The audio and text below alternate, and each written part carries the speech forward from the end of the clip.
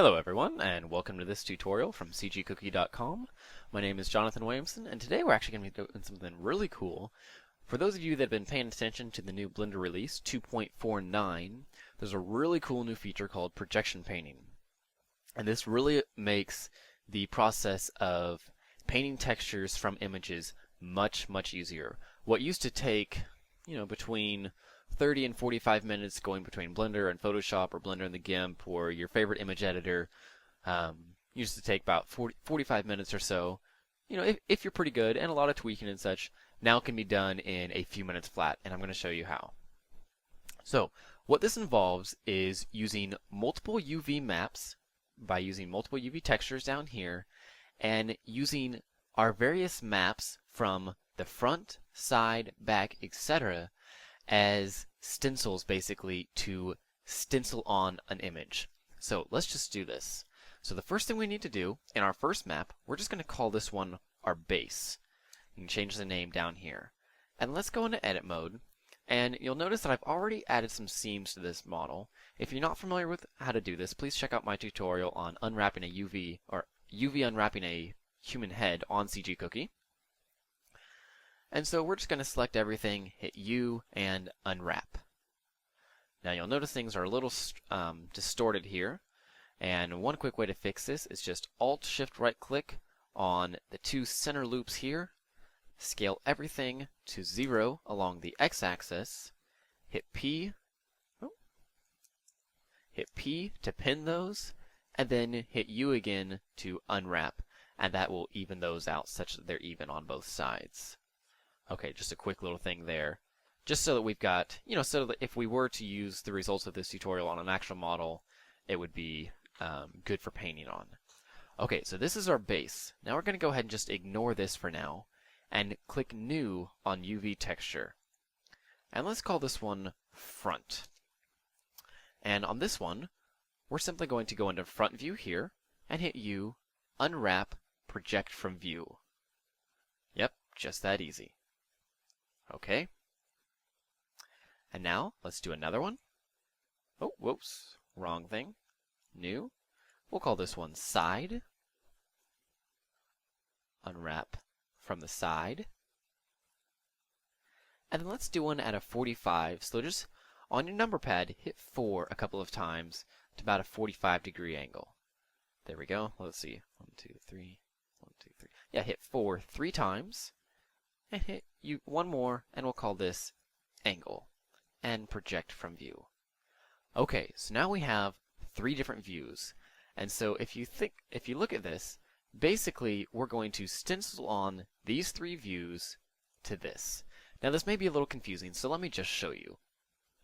Okay, believe me, this is really freaking cool. But there's one thing that we need to do. First, let's use our front image.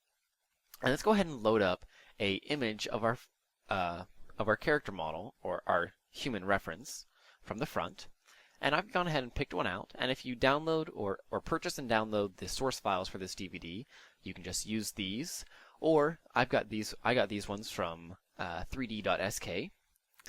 Okay, now you'll notice that when I load up my image, since the aspect ratio is different than in Blender, I need to go ahead and re-unwrap this. And I believe there's a setting somewhere that actually makes it so it doesn't distort it, but you can just very quickly, from the front view, hit U and unwrap. Whoops. No, I want to project from view. There we go.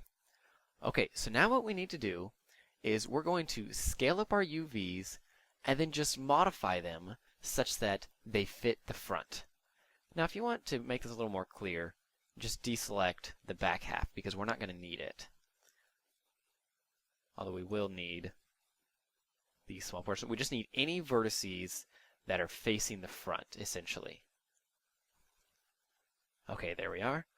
So now, going in, it's best to use your proportional editing tool, and we want to just modify our UVs such that all the details line up with the details in the real face.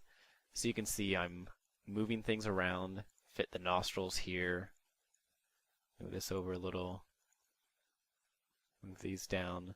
And the more accurate you get this to fit, the better our results are going to be.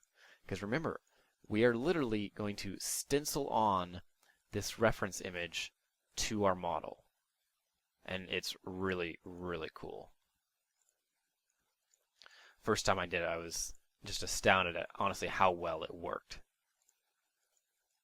So just take some time to do this. You know, you don't have to be real precise, particularly since, although this is a very cool technique, it's not perfect, and you know, if you really want a good texture, you will need to go in and do some tweaking, do some repainting, do some more stenciling, etc., generally in Photoshop or something of the likes.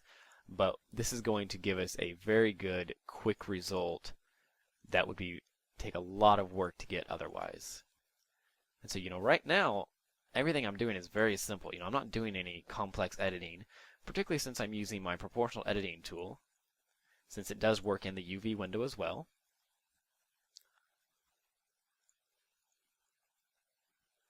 Okay. You can see we need to line up this crease here. And you'll notice that I'm not checking back on my model to make sure I've got the right portion selected, simply because I have done a lot of work with this model, and frankly, I know it well enough that I know what my mesh in the UV window is relating to in the 3D window. And when you're working on one of your own models, generally that won't be a problem, particularly if you've spent a lot of time on it. But if you do need to go back and check, you know, since this is from the front view, it's very easy to compare. So I can see these correspond to this here, which is this crease in the eye. You know, it's very quick, and it doesn't take a whole lot. Okay.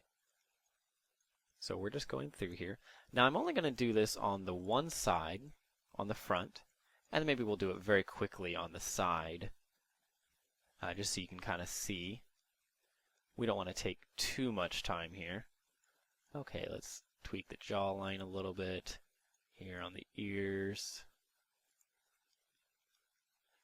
We can position the neck better. And don't worry about, you know, if you feel like you're moving the UVs around a lot, don't worry about it. You know, unless you're doing some crazy distortion, it shouldn't cause a problem. And anything it does, you know, you can always change later. You can always go back, redo it, or anything that you need to. The reason that we want to modify this to get, you know, as close as possible basically to the image is that we want all of these details to be accurate. Literally, since we're stenciling this on, right here, any detail that's under here is going to be right there on the mesh. And so we want things to be fairly close. Okay, now I'm going to go ahead and leave that right there. And now let's just see just how cool this is. So, go ahead and hit Set Smooth on your model if you haven't already. It's not necessary, but it's good. And now we're going to go into Texture Paint mode. Okay, first off, you can immediately see that's pretty cool. You know, it looks pretty damn good from the front. All of this is quite accurate. You go in, everything fits pretty much right. You know, we've got a little distortion here. We've got a lot of distortion here, but that's okay. But this isn't how we're going to leave it, because I want to now actually go to click on the grid here under your base texture, so that it should actually just turn, I guess it'll turn purple. A lot of times it should turn gray. I'm not sure what actually defines whether this is purple or not. If anybody knows, feel free to shoot me an email. This is something that's bugged me for a very long time. Oh, actually, no, I do know why. And this is because we need to actually add an image to this. And so with all of this selected, hit Image, New, and we'll just call this Color Map. And let's make it 2048 by 2048. That'll give us a decent resolution to work with. Okay, now, you'll notice that it's all black, but now watch this. Okay, so if you go down, look, whenever we went into Texture Paint mode, two more buttons popped up here. One is set the layer used for Texture Paint cloning. Okay, and then one is set the Texture Paint stencil layer. Now, I may have these backwards, but I believe with the front, we want to set our cloning layer to front, and then we want to choose the clone brush and clone layer, and then just start painting. Okay, that's getting pretty cool. First, let's turn our opacity up and our size up. And look at that. So you can see exactly what it's doing is it's literally stenciling our front layer onto our base layer. Now, seeing as that's exactly what we had here, why is that good? Well, for one, check this out.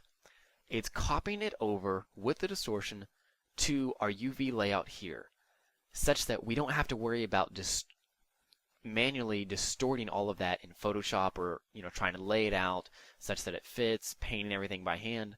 We can just do it just like this. It's really, really cool. And particularly if you've ever tried hand painting a model, or even, I guess, photo manipulating textures to texture a model, it's extremely challenging. Extremely challenging. And it takes a lot of work, a lot of patience, and a lot of frustration, frankly, getting started. Once you get good at it, it's not a problem. But check this out. Okay, now watch where this gets even cooler. Let's go over to our side view here. Well, first let's go ahead and save our file, just make sure we don't lose anything. And let's save this image. So we'll save it. Go direction painting, and let's call it color map, PNG, save image. All right.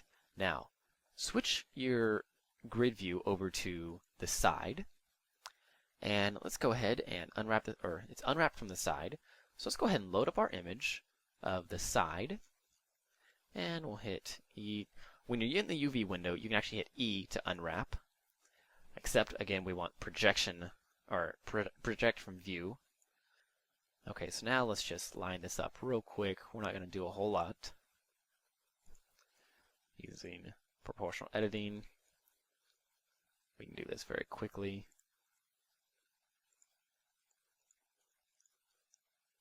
So you can really see how powerful this tool is, and how much time it can save you when you try and think of doing all this completely by hand.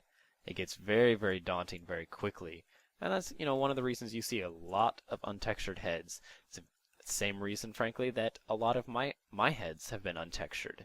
With the release of this tool, I can definitely see myself doing a lot more texture work. And it's not that this means you should just strictly use image textures, or strictly clone from your source images. No, absolutely not. You should go in and do some hand work, add some variety to it, add some of your own touch. For one, if you strictly just paint from images, one of the problems is that you've got the light source already there, rather than a basically no light source. So you may see specularity on the nose like you do here, where you don't want that in your texture. And so there's a lot of things you can do. One of them would be to go in, modify your images beforehand, get rid of all those highlights, do everything else that you need to do to basically prep the image for texturing. Okay, now I'm not going to do too much here just for time, but you can see what I'm doing is I'm just lining up all of this. Okay, now I'm not going to line that up anymore, but let's go ahead and line up the ear, just basically. Main thing here is I'm giving you the gist of what you can and will do with this. And let me tell you, it's a lot of fun.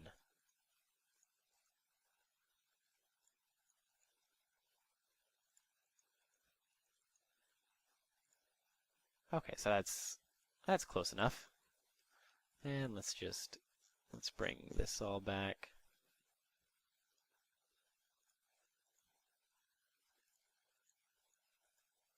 Now, one thing that you'll notice is that my head model really doesn't fit at all. And this is because they're done from two completely different references, which also goes to show the power of this tool, in that to make a good photo texture, you don't even have to have images that line up. You can do it strictly from different images, since it distorts it for you. If you like the skin tone of one but don't like the skin tone of another, fine. Okay, so now to stencil on the side, just simply switch over the leopard pattern, the clone layer there, and start drawing. And so you can see, I can blend between the two here. If my skin tones don't quite match, maybe turn down my opacity here. Do a little here to fix this distortion. Maybe a little on the corner of the eye. And, look at that. You can almost you almost can't tell that they're two completely separate images. That's how good it is. And, you'll notice here I've got some mess ups. So let's just go back to the front. We'll repaint that on, turn my opacity back up. And so, if you were doing this perfectly, you would go in, you'd get a bottom chin view here, or else you could just, modify that by hand. But so you can really see how powerful this tool is, and frankly, how much darn fun it is. So there you have it. Next would be to go in and do the back, this side here, and then go in and get rid of these distorted areas. You'd honestly want to do a lot of the ear by hand to get better skin tones in it. Since the ear is very complex, you need to do this area back here, do the back of the head, etc. But you can really see how quickly this would come together. And so if you want to then test this, let's save this real quick, and let's just see how good this looks on a render. And so this should render fairly quickly. Let me just render out the base head real quick. Add in some lighting. Okay, so we can see how it is just plain. Not so bad, not so bad. But now, real quick, let's just add that texture that we've just created to it. Add new image. Whoops. Cancel.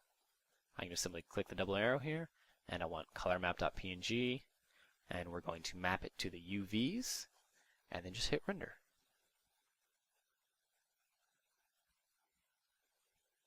Pretty damn sexy.